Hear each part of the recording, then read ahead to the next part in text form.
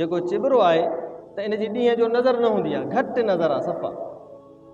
पोइ सिज जे तेज़ी जे करे उहो ॾिसी न सघंदो आहे, उनजे करे ॾींहं जो लिकियलु हूंदो आहे ऐं राति जो उहो निकिरंदो आहे पंहिंजे खाधे खुराक खे तलाश करण जे लाइ। ऐं ॿिए नंबर ते अगरि कॾहिं ॾींहं जो निकितो बि सही त इहो चिबरो अहिड़ो पखी आहे जंहिंखे ॿियो को बि पखी सहंदो न आहे, इन सां सभु विढ़ंदा आहिनि पखी, तंहिंजे करे उहो वीचारो ॾींहं जो लिकी वेंदो आहे, राति जो वरी निकिरंदो आहे पंहिंजी खाधो खुराक जमा करण जे लाइ। हुनजो अलाह ताला सेटअप अहिड़ो ठाहियो आहे। असां वटि छा आहे, जेकॾहिं कोई चिबरो कंहिंजे घर ते वेहंदो अची, घर ते वेठो मथो चिबरो राति जो या ॾींहं जो ऐं अची करे पंहिंजी ॿोली कंदो, पोइ असां छा चवंदा आहियूं, निभागो पखी वेठो आहे, ख़ुदा ख़ैर करे। निभागो पखी आहे, चिबरो अची वेठो आहे असांजे घर ते, अलाए छा थींदो, का तकलीफ़ ईंदी या कुझु थींदो, इहो बि आहे।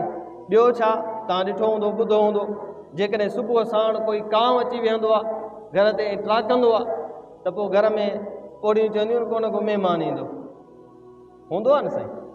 इहा हर कंहिंजे अंदरि मशहूरु ॻाल्हियूं आहिनि। कांव वेठो, उन ट्राक कई, आवाज़ महिमान ईंदो। इत्तिफ़ाक़नि अगरि कोई महिमान अची वियो, बाबा सुबुह कांव वेठो तॾहिं आयो, छा तव्हांजो ख़्यालु आहे त इन कांव महिमान खे आंदो आहे? त इहो नज़रियो अहिड़ो आहे जेको मुशरिकनि जो नज़रियो हुयो, मुस्लमान जो नज़रियो न आहे।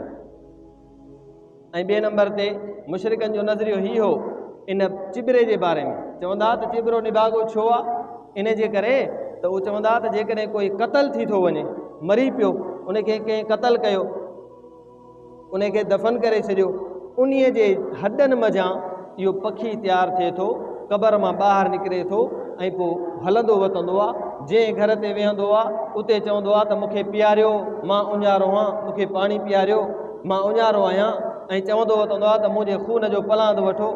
हे अरबनि जो नज़रियो हुयो मुशरिकनि जो, तंहिंजे करे उहे इन हम यानी कि चिबरे खे इहो मुसीबत सम्झंदा ऐं निभागो सम्झंदा। असां ॾिसूं त असांजे अंदरि बि इहा शइ मौजूदु आहे। टे नंबर ते जेको फरमायूं, इहो टियों क़िस्म बि असांजे अंदरि वहम मौजूदु आहे। मुस्लमाननि में मुख़्तलिफ़ क़िस्म सां इहे ॻाल्हियूं मौजूदु आहिनि।